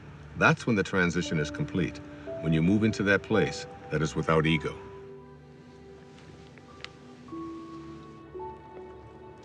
Hey there. Hi. Missed you yesterday. Had a great game. Yeah, got stuck in town. Yeah, I understand. Things come up. Yes, they do. How'd the meeting go? Nothing changed. They still need the money. But once they get the money, we'll see who gets the contract.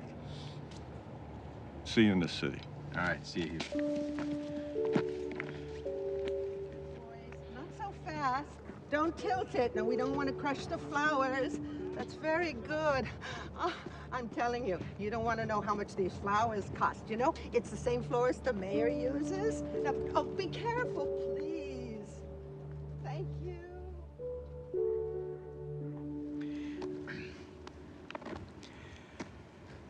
How about the name Rose if it's a girl?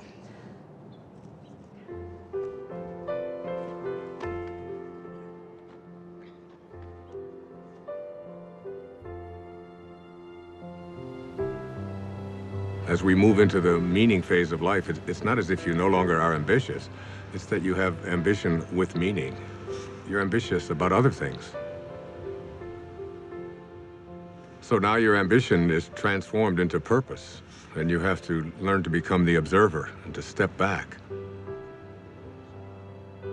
You begin to live in process, trusting where your source is taking you. You begin to detach from the outcome. And that detachment allows you to no longer be fighting. It allows things to just come to you. And you're no longer being the person who's making things happen. You're allowing them to show up. The fight is gone. So I get asked over and over again, is there a purpose to the ego? And my reaction to that is it's just not worth defending. The ego is the thing that is the false self. And when you're defending it, you're defending an illusion. You're defending something that really isn't who you are. Your authentic self is way beyond the ego. Every one of us knows that we came here with music to play, and yet we have a tendency to believe that we are separate entities and that we have to fit in, and that's our role in life. And none of that is true. The shift can happen in many ways. It can be just a comment. It can be a coincidence that occurs, a particular event that you weren't expecting. It can be anything at all, but the result is always the same. You begin to realize that you're not here to push life, to make it a struggle all the time. You're here to enjoy and to be living in peace. That's what happens when you're in the afternoon of your life. I was just thinking about all the things I have to do to pack us up to leave. Oh, yeah? I'm like a walking to-do list. I think 90% of my day is spent managing everyone else's life and all their problems. Uh-oh. You are very appreciated. It's not what I mean. I love taking care of you and the boys. I do. I love my family, but... But? When I paint, I go somewhere.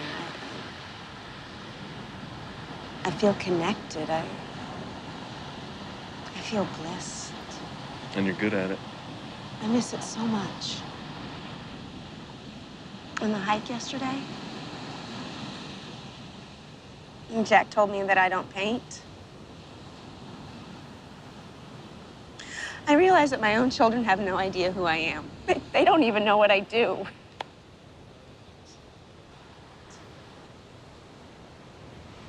So do it. Really? Yes, absolutely. Thank you. I want to stay here. What? Just for a week. Right now, just this next week. What, you think I'm gonna leave you here all alone? Jason, every cell in my body wants to stay here just a little bit longer. I'm hearing you, but I have no idea what you're saying. I need to reorient myself. I need to find my way back, and I need solitude to do it. Gwen, you're a mother of 2 small children. You don't get solitude. Jason, you have to know I love you. And I love the kids, and I I am still us, but I am more than this.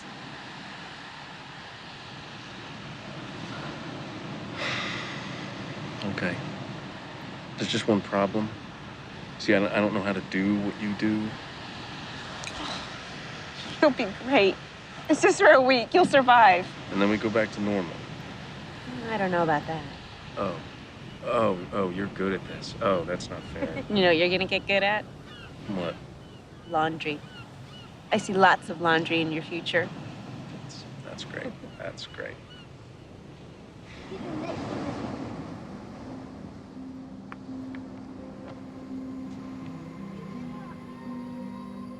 If you want to see the doors open in your life, you detach yourself from what the ego says, and you allow yourself to live from this divine place called spirit. And what Lao Tzu called the virtues, he said there are 4 of them. The first of these is reverence for all of life, which is respect. The second is sincerity, which is really nothing more than just honesty. The third is gentleness, which manifests itself as kindness in our life. And the fourth is supportiveness, which just manifests itself as service, offering service to others. Those are the 4 virtues. And Lao Tzu asks us to live by them. There's a great quote by the poet Hafiz. He said, even after all this time, the sun never says to the earth, you owe me. Just think what a love like that can do. It lights up the whole world.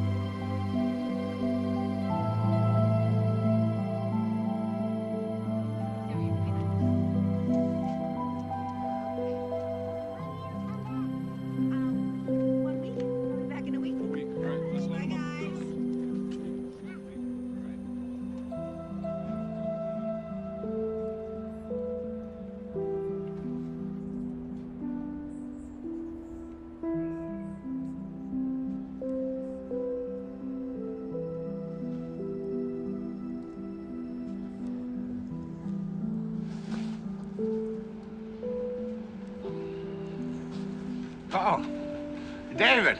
Hey. Hi. How you doing? So did you get everything you need? I think I got even more than that. Really? I'm actually inspired. I was looking at some of the footage. I'd love to do something with these interviews, something creative. Like what? Well, this place.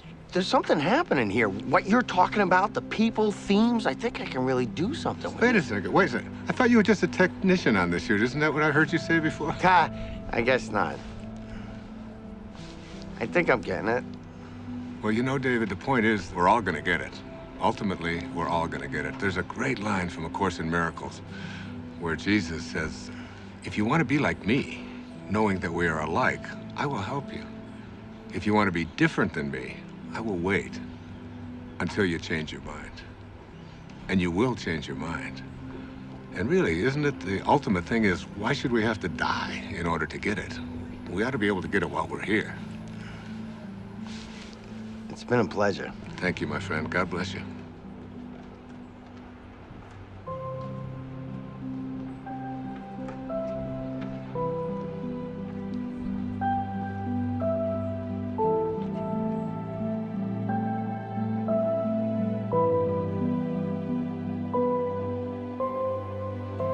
Nobody needs to ask the question, what is my purpose?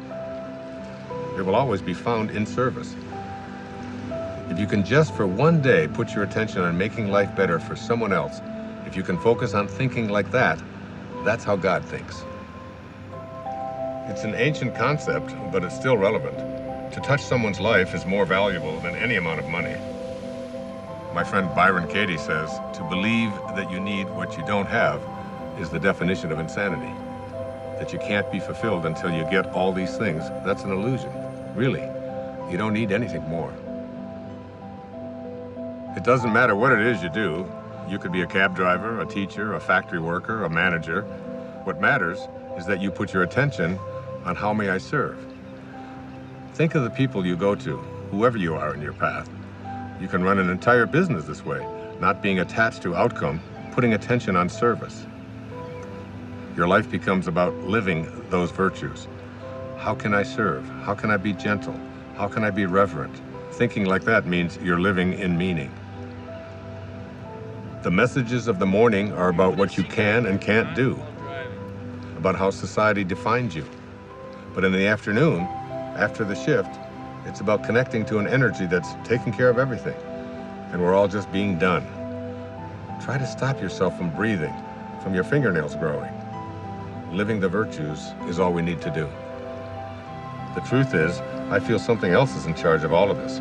So it's really about surrendering to it. Surrendering to something that is bigger than you, that you are connected to, and that's really in control of everything.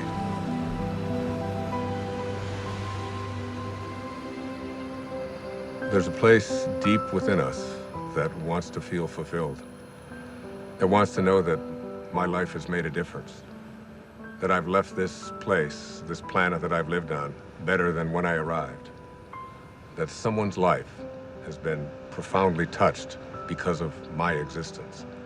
We all want that. It's not about age or about finding yourself. Wherever you are, at whatever age, you're only a thought away from changing your life.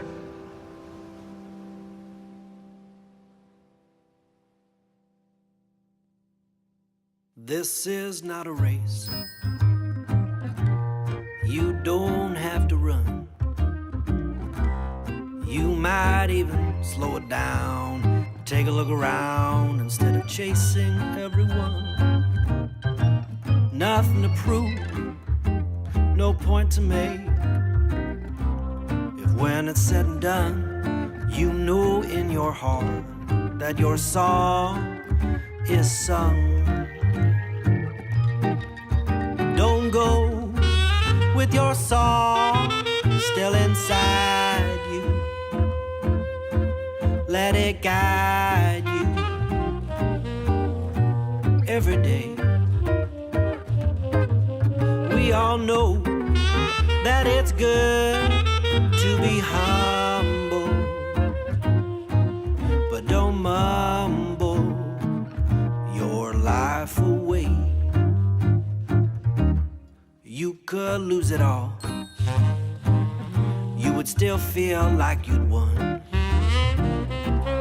You might fall out of the sky, learn to fly just by reaching for the sun. No need to fret, but by regret. If when it's said and done, you know in your heart that your song is sung. Don't go with your song still inside you. Let it guide you every day.